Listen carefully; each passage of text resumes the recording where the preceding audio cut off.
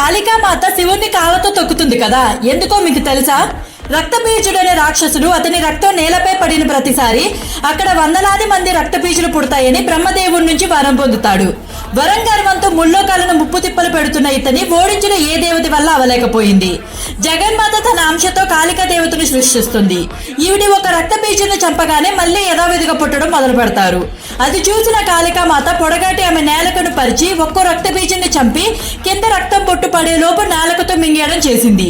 చివరిగా చంపిన రక్తబీజుని తలను చేత్తో పట్టుకొని రక్తం పీల్చేసి విజయ గర్వంతో నర్తిస్తూ అడ్డొచ్చిన ప్రతి ఒక్కరిని చంపడం మొదలుపెట్టింది.